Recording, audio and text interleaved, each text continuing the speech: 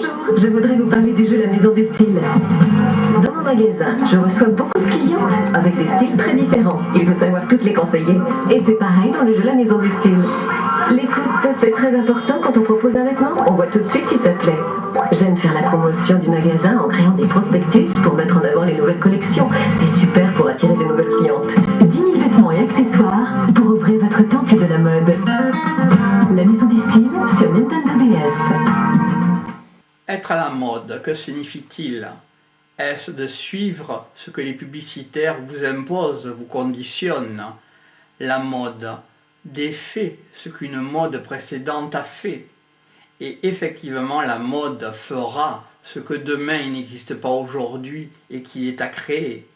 Alors la mode, à qui profite la mode? Est-ce au couturier? Est-ce au styliste? Est-ce au créateur? Finalement, beaucoup de gens gravitent autour du monde de la mode et c'est un monde marchand, un monde aussi de l'argent. Finalement, avons-nous le choix ou sommes-nous tous conditionnés? La mode, finalement, détermine-t-elle tout ce que nous devons faire, tout ce que nous devons penser, tout ce que nous devons agir en conséquence, c'est-à-dire débourser de l'argent pour s'acheter de la mode finalement? Ceux qui créent la mode sont plutôt des stylistes, des couturiers, des hommes, alors que les petites mains, celles qui fabriquent la mode, comme les vêtements, sont des femmes. Finalement, la mode, est-ce une idée masculine ou est-ce une idée féminine? A-t-on une idée de la femme et veut-on inculquer à la femme une certaine idée d'une certaine femme, notamment par les hommes? Ou bien est-ce une idée de la femme qui veut paraître quelque chose? Finalement, qui est conditionné? Qui conditionne qui? Le supermarché ou la mode? Finalement, avons-nous le choix? Le top modèle que nous voyons à la télévision, que nous voyons défiler, a un côté idyllique, un côté idéal, un côté féerique, un côté presque monarchique, voire un côté ascensionnel, un côté divin, alors que le côté donc du supermarché est un côté du prêt-à-porter tout fait, tandis que la mode, elle, est personnalisable. Par exemple, la pire gageure pour une femme serait d'être invitée dans une soirée et de rencontrer une autre femme avec la même toilette qu'elle. Finalement, elle se prendrait une grosse gifle en plein visage, je suppose, l'une comme l'autre.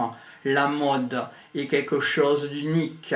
Finalement, avons-nous besoin de créateurs pour créer, pour nous conditionner, pour nous imposer une mode de se vêtir?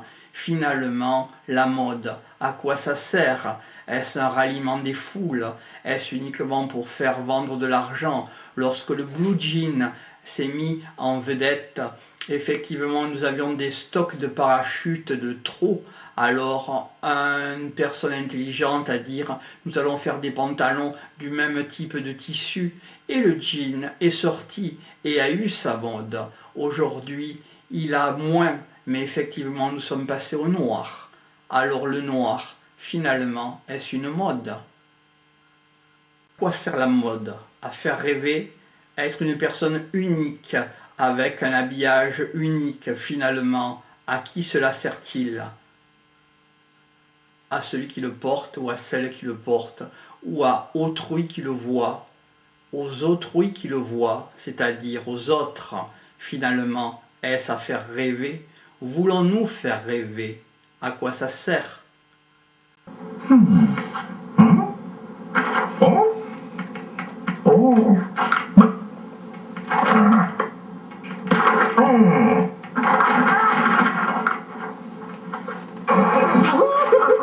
En ce moment, le petit vrai poulet et ketchup est dans le Happy Meal chez McDonald's. Ta-la-ta-ta-ta.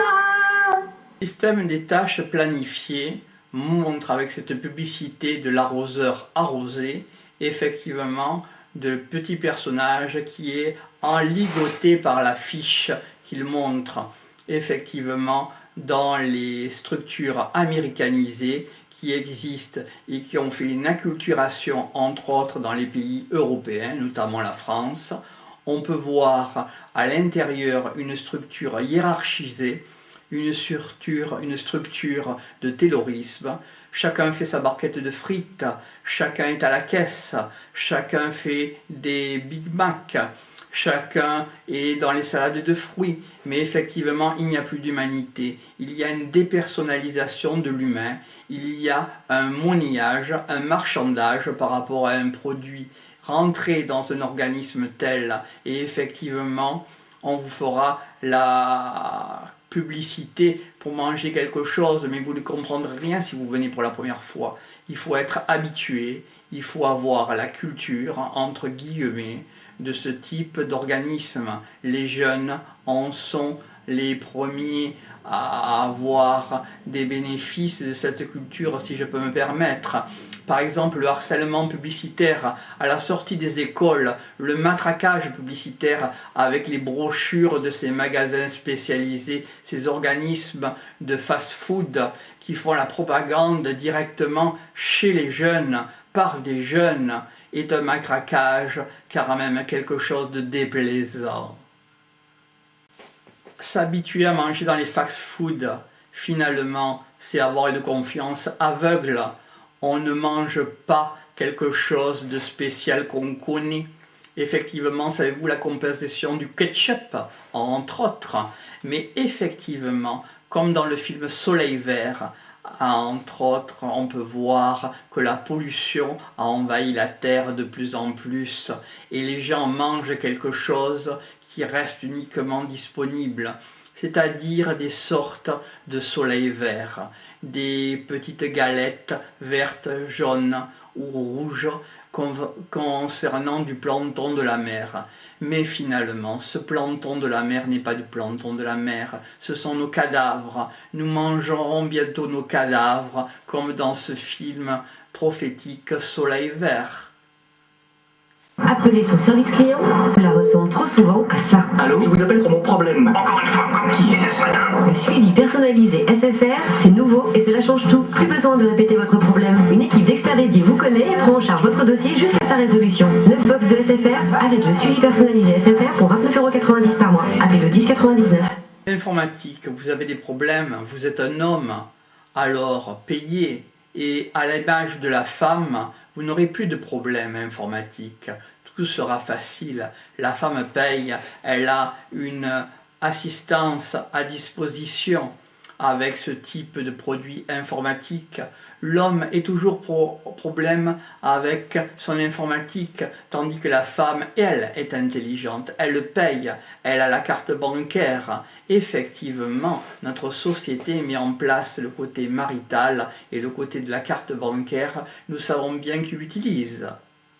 Dans le système artificiel et cybernétique, notamment via l'informatique, il n'y a plus de problème grâce à ce type de produit. Vous payez et maintenant des petits personnages qui sont dans l'ordinateur cybernétique, Android, à l'image humaine, s'occupent de régler vos problèmes. Et cela avant même que vous ayez des problèmes, ils ont déjà toutes les solutions. C'est miraculeux. Alors finalement, l'informatique, est-ce vraiment quelque chose à pouvoir éviter? Il est inévitable finalement l'informatique. Comment pourrait-on se passer de l'informatique? Comment pourrait-on s'en passer? Nous allons vers le cybernétique et l'artificiel, à poings et mains liés.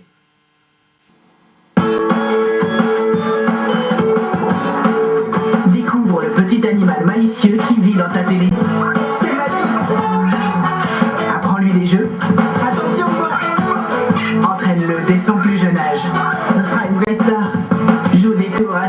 Le petit jouet magique de votre prochain Noël, un petit singe qui exécute tous vos ordres. Il est vraiment androïde, il n'a rien d'humain, il n'a rien d'animal finalement. Il ne défèque pas, il n'urine pas, il ne respire pas, il ne change pas d'avis comme il veut. Effectivement, vous êtes le maître tout-puissant de ce petit animal, un petit androïde, et effectivement vous lui dictez votre volonté. Tout simplement, vous êtes le maître et lui, il est l'esclave. Finalement, est-ce une société de ce type que nous souhaitons? Maître et possesseur de la nature, l'humanité n'a plus sa place, finalement. L'être humain devient cybernétique, cyberborg, etc. Descartes nous plonge dans un univers où l'être humain a intellectualisé toutes les fonctions vitales de ce monde. Et effectivement, le monde de la Pachamama, de la terre-mère, est à bannir, est à éloigner, est à vraiment à atrophier finalement avec ce petit animal cybernétique, le monde de l'animal, du végétal, de l'être humain et des minéraux. Effectivement, ils sont bien loin, entre autres avec les entités. Ils sont vraiment partis de cette terre. Quelle tristesse! On avance vers le cybernétique et l'artificiel dans cette société occidentale. Pourquoi un animal s'en encombrer? On a des animaux cybernétiques bientôt. On fait des animaux nains, effectivement. Ça prend moins de place.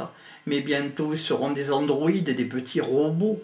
Et effectivement, pourquoi leur donner de l'amour? L'amour, quelle denrée bizarre, vraiment sur cette terre. A-t-on vraiment besoin d'amour? Nous avançons vers le cybernétique et l'artificiel. C'est toujours un hélas, 3 fois hélas, quelle tristesse.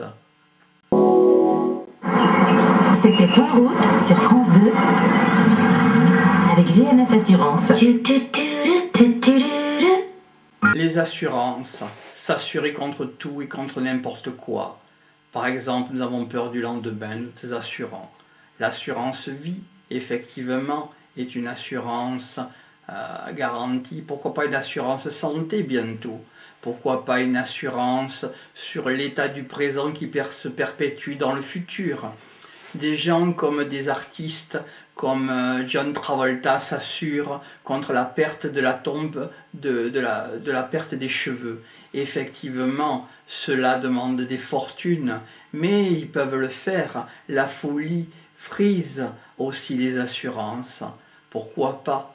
Mais finalement, pourquoi s'assure-t-on? A-t-on si peur de quoi? Quelle est notre peur? De quoi avons-nous peur?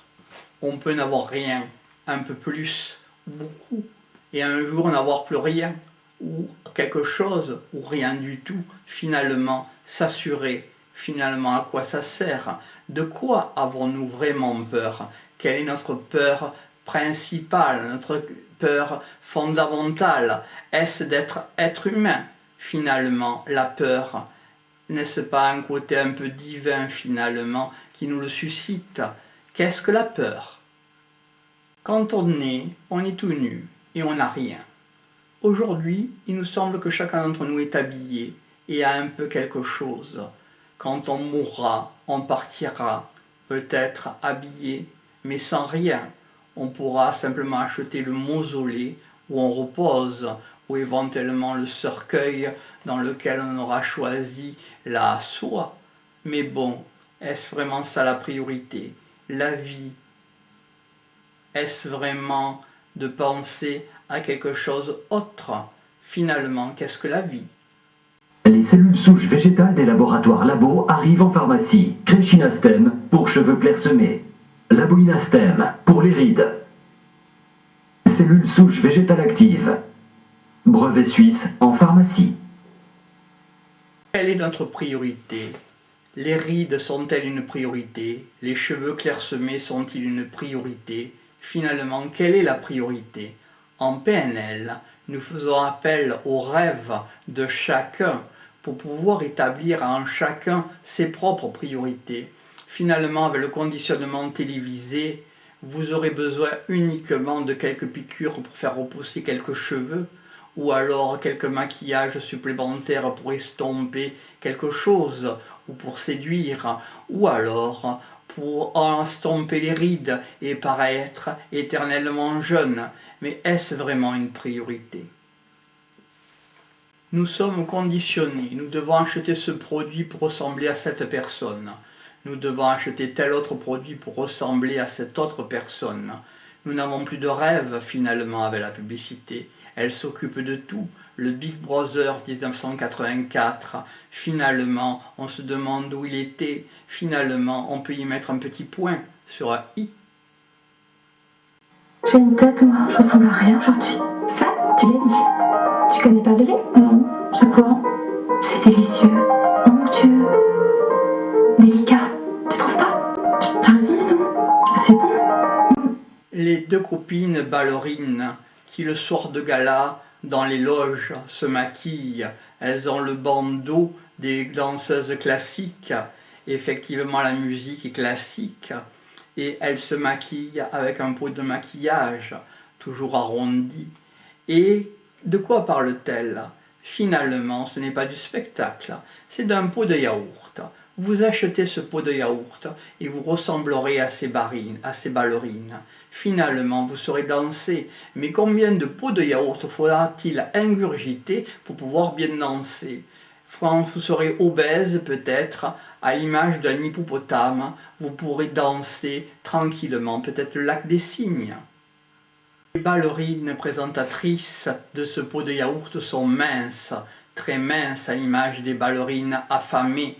Et effectivement, il y a une contradiction entre manger, ingurgiter et ne pas manger ou de faire le jeûne finalement et être affamé. Une société de leurre, une société d'illusion. N'affame-t-elle pas ces mannequins pour donner l'illusion que c'est normal? Finalement, nous sommes peut-être complices. Je ne sais pas si c'est Antibes qui a perdu ou si c'est Marseille qui a perdu. En tout cas, nous, on a un festival qui continue. Mais les restaurateurs, en tout cas ce week-end, auraient bien aimé que le festival ait lieu à Antibes. Ils l'auront en février avec une image Cousteau qui, à mon avis, est une image de réflexion beaucoup plus importante sur le développement durable. J'ai voulu changer et faire un appel d'offres, c'est-à-dire j'ai voulu la transparence et une nouvelle orientation. La transparence fait que c'est l'opération Cousteau qui a gagné, et la transparence fait que cet appel d'offres il a été remporté par quelqu'un qui n'était pas celui qui faisait antérieurement le festival. Peut-être qu'il n'avait pas envie de montrer la transparence. Alors on vous présente comme un homme consensuel qui n'aime pas, vous l'avez dit, faire la guerre avec mes voisins politiques. De quoi on pourrait parler pour vous énerver, là, tout de suite? J'ai l'impression que rien ne vous énerve. Non, il y a beaucoup de choses qui m'énervent. Mais ce qui m'énerve le plus, en fait, c'est l'impression que on nous demande toujours de réagir dans l'urgence et quelquefois sur des choses futiles, alors qu'il y a des choses essentielles qui nous passent sous les yeux. Moi, j'adore la phrase d'Edgar Morin qui dit « À force de consacrer l'essentiel à l'urgence, on finit par oublier l'urgence de l'essentiel. » Un élu présente à la télévision quelque chose, entre guillemets, politicien. Il présente la transparence. La transparence, un projet, le projet Cousteau, qui lui est transparent, à l'inverse d'autres projets. Le projet choisi a été transparent. Dans le fond, la croix suisse rouge qui parle, entre guillemets, de transparence. Entre guillemets, on pourrait avoir une approche des banques suisses. Et quand il n'est plus d'accord, la croix disparaît. Effectivement, elle n'a plus rien à faire, elle n'est plus transparente. On peut se poser la question, quelle est la transparence en politique? Qu'en est-il de la transparence chez les banquiers? Les banquiers suisses, finalement, sont-ils si transparents? Le paradis fiscal existe-t-il encore? Ou doit-il lever son bouclier? Finalement, la transparence, à qui profitera-t-elle, cette transparence? À déplacer des problèmes ou éventuellement à trouver des solutions? La transparence. Quand la présentatrice demande à l'invité élu qu'est-ce qui l'énerve, et le présentateur et l'invité élu répond qu'il ne veut mettre en valeur que l'essentiel. Ce qui n'est pas essentiel n'est pas prioritaire, et ce qui n'est pas essentiel l'énerve. Alors, finalement, pour lui, qu'est-ce qui est essentiel? Il parle dans une langue de bois, et effectivement, il ne parle pas de ce qui est essentiel. Finalement, l'essentiel pour lui, c'est de passer à la télévision, de faire des voix VOX politiques de ses futurs électeurs et effectivement asseoir son pouvoir. L'essentiel pour lui, c'est déjà fait. Il passe à la télévision et il a son image, et son image véhicule son compte en banque. Est-ce ça la transparence? Est-ce ça donc la transparence? De passer à l'image télévisée et qu'on vote pour l'élu. Est-ce ça la transparence finalement? À travers une langue de bois, se faire des électeurs et asseoir sa réputation et sa notoriété. Est-ce cela la transparence finalement? Je vais m'asseoir de ce côté, je m'assieds de ce côté-là. Pardon.